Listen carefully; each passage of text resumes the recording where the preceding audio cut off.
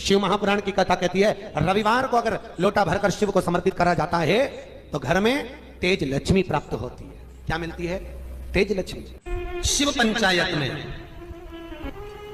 गुड़, चावल, लाल फूल और लाल मिर्ची के 11 दाने पानी के कलश में तांबे के लोटे में लेकर हाथ को ऊंचा कर कर नेत्र, नासिका, वक्षस्थल के सम्मुख में जो सूर्य नारायण को अर्घ देता है, जल चढ़ाता है, और जो सूर्य को अर्घ रविवार के दिन दे देता है, अगले रविवार तक पैसे की आवक आना प्रारंभ हो जाती है। तुलसी कौन से दिन नहीं तोड़ते? अरे जम के बोलो जरा, है रविवार के दिन। क्या बोल रहे हो? जम के बोलो, कौन से दिन? रविवार के दिन तुलसी नहीं तोड़ते। क्यों नहीं तोड़ते? जल्दी बोलो भाई। किसी ने कहा तो रविवार को तुलसी नहीं तोड़ते, तो क्यों नहीं तोड़ते? कोई ने कहा रविवार को पीपल की पेड़ की परिक्रमा नहीं करते, क्यों नहीं करते? उसका कारण भी तो मालूम होना चाहिए। ये कोई ना कुछ बोल दिया और तुमने मान लिया, तो उसका कारण है। रविवार को तुलसी क्यों नहीं तोड़ते? फिर वही बात आ गई, ये मेना धन्या कला वाली बात को याद करो। भगवान राम जनकपुरी में पहुंचे, विश्वामित्र जी ने धनुष टूटने के बाद राम से कहा, राम आज जाओ तुलसी लेने के लिए जाओ, तुलसी लेके आओ, फूल लेकर आओ, पुष्प वाटिका में से कुछ लेकर आइए। पीछे पलट कर देखा तो सीता जी खड़ी थी, विश्वामित्र जी शालिग्राम जी की पूजन कर रहे।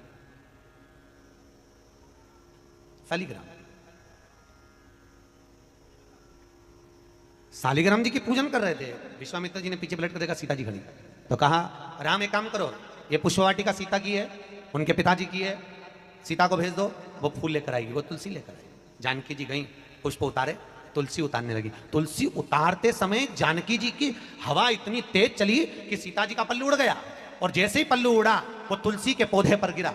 गिरते ही सीता आगे बढ़ी और तुलसी के कुछ दल जमीन पर गिरे, तुलसी के पत्ते जमीन।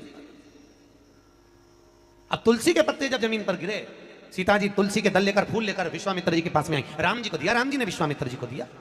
विश्वामित्र जी ने तुलसी के दल लेकर भगवान शालिग्राम को चढ़ाने लगे। इतनी देर में तुलसी के दल गीले हो गए, महाराज गीले।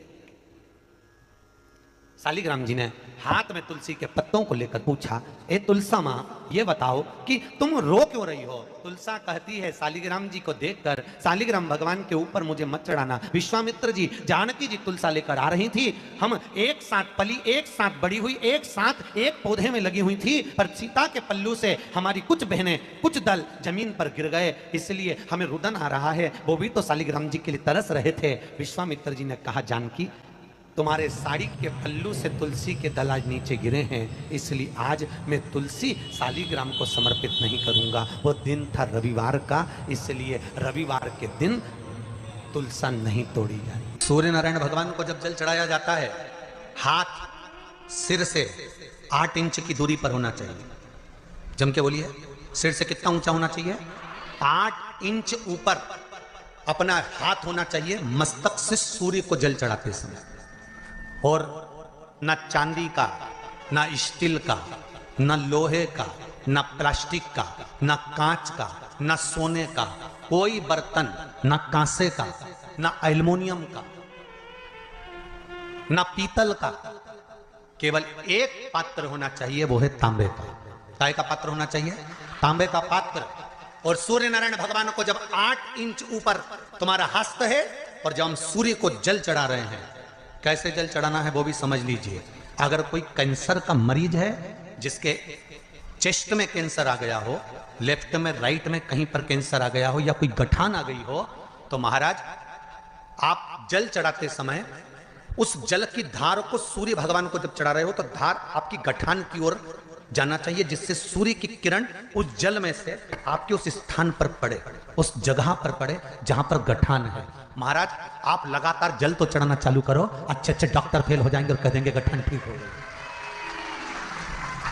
आपका लीवर और किडनी गड़बड़ कर रहा है, आप प्रतिदिन, आपका स्वास्थ्य गड़बड़ रहता है, आप प्रतिदिन ये ज्योतिष शास्त्र के अंतर्गत, रत्न शास्त्र के अंतर्गत ये रत्न शास्त्र, ज्योतिष शास्त्र, रंग शास्त्र जो हमारे यहाँ है, रंगों के हिसाब से ये जितने रत्न होते हैं, माणिक हुआ, मोती हुआ, नीलम हुआ, मूंगा हुआ, पुखराज हुआ, ये क्यों कहते हैं ये पीला है, ये सफेद है, ये नीला है, ये लाल है, इसको शरीर में क्यों पहनाते हैं? उसका कारण होता है कि जब शरीर में पहनते हैं, सूर्य की किरण उसमें पड़ती है, हमारे शरीर पर वो कलर का इफेक्ट पड़ता है, उस कलर को शरीर पर लगता है, और शरीर पर लगता है तो हमारा शरीर धीरे धीरे, हमारी जो इंद्रियां हैं वो सही होने लगती हैं, काम सही होने लगता है। तो आप कहते हो ना सब, मैं कौन सा नक पहनूं, मैं कौन सा मोती पहनूं, मैं कौन सा पुखराज पहनूं, मैं कौन सा नीलम पहनूं, वो ज्योतिष शास्त्र के अंतर्गत, रत्न शास्त्र के अंतर्गत जितने रत्न हम पहनते हैं, ये केवल उस किरण के लिए ही तो पहनते हैं कि जो सूर्य की किरण मिले, उस किरण का प्रभाव हमारे शरीर पर पड़े। तो इन सबसे अच्छा है कि सुबह शंकर भगवान का नाम लो, तांबा का लोटा में जल भरो, 8 इंच ऊपर सिर से हाथ होना चाहिए, और सूर्य नारायण भगवान का दर्शन साधारण नहीं, जो जल तुम चढ़ा रहे हो, वो जल की जो धार आ रही है उसमें सूर्य का दर्शन होना चाहिए, तो कैंसर की बीमारी कभी नहीं हो सकती।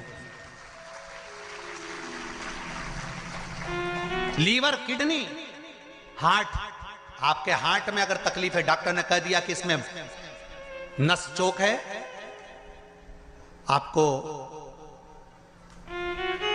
कहीं ना कहीं छल्ला डलेगा, आपको कह दिया इसमें कुछ ना कुछ प्रॉब्लम आ रही है, आप सूर्य को अर्घ देना चालू कर दो, सूर्य को जल चढ़ाना चालू कर दीजिए। आप सूर्य को जल चढ़ाओ, वो जल की जो तरंग आ रही है, वो जल जो निकल कर जा रहा है, उसकी जो किरण आपके हृदय पर, आपकी छाती पर पड़ रही है, नाड़ियों में पड़ रही है, नसों में पड़ रही है, उसका बल देखो तो सही। 1 महीना लगातार चढ़ाओ, तो 15 दिन 20 दिन कर तो देखो। क्यों राम जी महाराज जल चढ़ाते थे, क्यों भगवान कृष्ण जल चढ़ाते थे सूर्य को, क्यों दशरथ जी महाराज जल चढ़ाते थे, क्यों कश्यप ऋषि जल चढ़ाते थे सूर्य को, सारे 33 कोटि देवता, सारे ऋषिवर, साधु संत सन्यासी तपस्वी साधक उपासक सब भगवान सूर्य को अर्घ दिया करते थे। क्यों देते थे, किस लिए?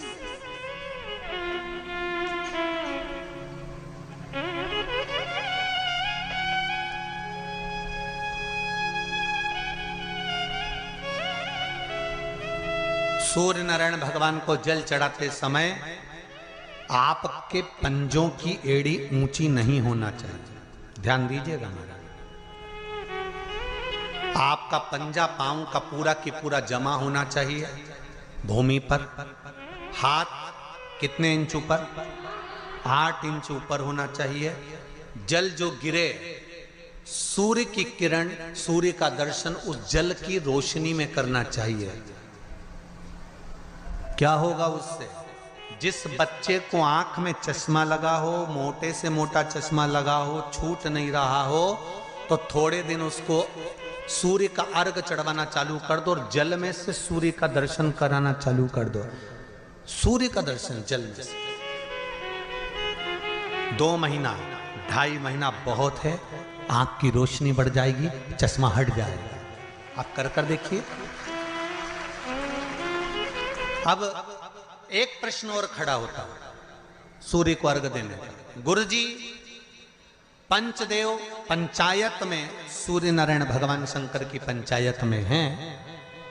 सूर्य नारायण को हम फ्लैट में रहते हैं, हम फ्लैट के अंदर रहते हैं, तो हम फ्लैट में रहते हैं, हमारे यहाँ अगर छज्जा नहीं है, हमारे यहाँ जगह नहीं है, तो हम सूर्य को अर्घ कैसे दें? तो महाराज खिड़की तो होगी, अगर घर में फ्लैट में पानी ढुलेगा और आप लोग नहीं समेट सकते तो एक बाल्टी रख लो, एक पात्र रख लो, पर सूर्य नारायण भगवान को अर्घ देकर रोशनी शरीर पर पड़ना चाहिए। जिंदगी में कभी कोई बड़ी बीमारी नहीं आ सकती। कितने लोग देते हैं सूर्य को अर्घ? जरा हाथ उठाओ। बहुत बढ़िया, बहुत जोरदार। पुरुष लोग भी देते हैं ना, चाहे बच्चे से बच्चा, बच्चों के हाथ में भी 1 लोटा पानी पकड़ाओ। घर में छोटे बच्चे हो ना, उनको तांबे का लोटा दो, पानी दो, जा बाहर खड़े हो जा, 1 लोटा पानी चढ़ा के आ।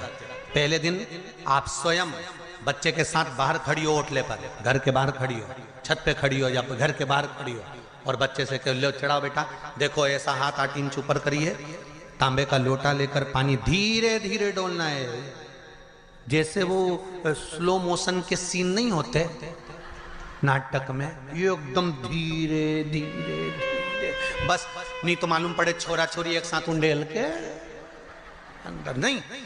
जल चढ़ाते समय उस पानी में से सूर्य की किरण पड़ना चाहिए, सूर्य की किरण।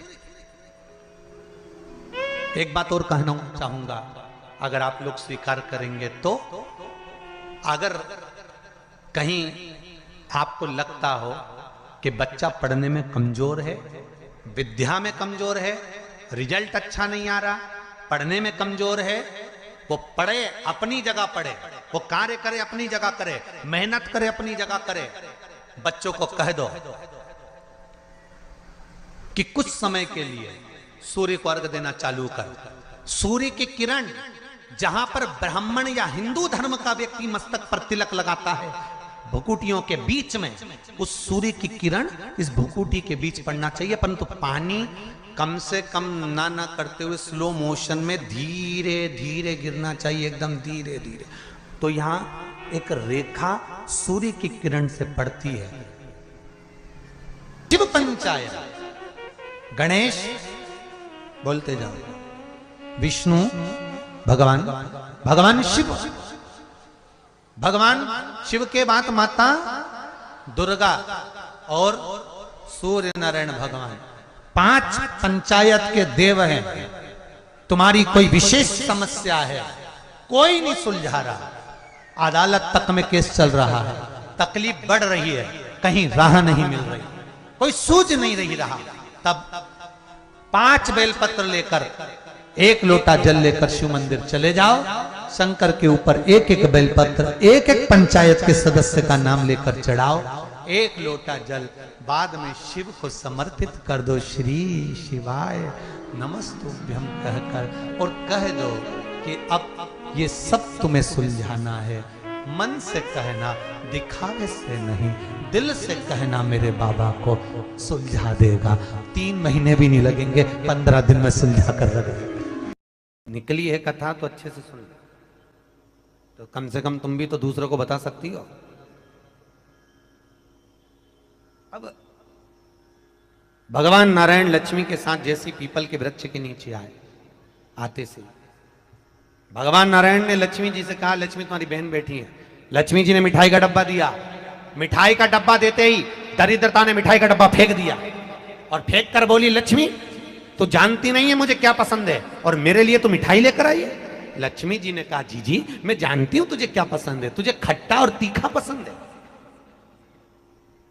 क्या पसंद है? खट्टा और तीखा। मैं जानती हूं तुझे खट्टा और तीखा पसंद है, पर मैंने सोचा तेरी शादी हो गई है, शादी होने के बाद तो तुझे मीठा पसंद आएगा। तो इतने में दरिद्रता बोली, अरे लक्ष्मी तूने मेरा अपमान करा है, मेरे लिए मिठाई लेकर आई है, लाना था तो मेरे लिए खट्टा और तीखा लेकर आना था। लक्ष्मी जी बोली, जी मेरे को मीठा पसंद है इसलिए मीठा लिया, तेरे को खट्टा तीखा पसंद है मुझे मालूम नहीं था, नहीं तो मैं लेकर आती, मुझे क्या मालूम था, ले पचाना कठिन नहीं दिया। महाराज भगवान विष्णु ने दरिद्रता देवी को देखकर कहा, अरे ओ दरिद्रता देवी, लक्ष्मी जी की बड़ी बहन ज्येष्ठा, आप पीपल के वृक्ष के नीचे बैठी हो, इस पीपल के पेड़ के नीचे हम लक्ष्मी जी के साथ शनिवार के दिन आपसे मिलने के लिए आए हैं। शनिवार के दिन जो पीपल के वृक्ष के नीचे दिया लगाएगा उसके घर में कभी संपदा की कमी नहीं होगी। सारे दिन पीपल के वृक्ष के नीचे हमारा निवास होगा। इतने में दरिद्रता खड़ी होकर बोली, रे नारायण तुमने अपने मन की बात कह दी कि 7 दिन तुम्हारे होंगे, ऐसा नहीं हो सकता, इसमें 1 दिन मेरा हो।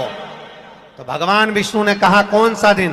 दरिद्रता कहती है, रविवार के दिन इस पीपल के पेड़ के नीचे मैं नृत्य करूंगी, और अगर पीपल के वृक्ष के नीचे रविवार के दिन जो परिक्रमा करेगा या पीपल के पेड़ के नीचे आएगा, उसके साथ में उसके घर में प्रवेश करूंगी। इसलिए हमारे हिंदू धर्म में रविवार के दिन पीपल के पेड़ के नीचे नहीं जाया जाता, पीपल की पूजन नहीं करी जाती, पीपल की परिक्रमा नहीं करी जाती।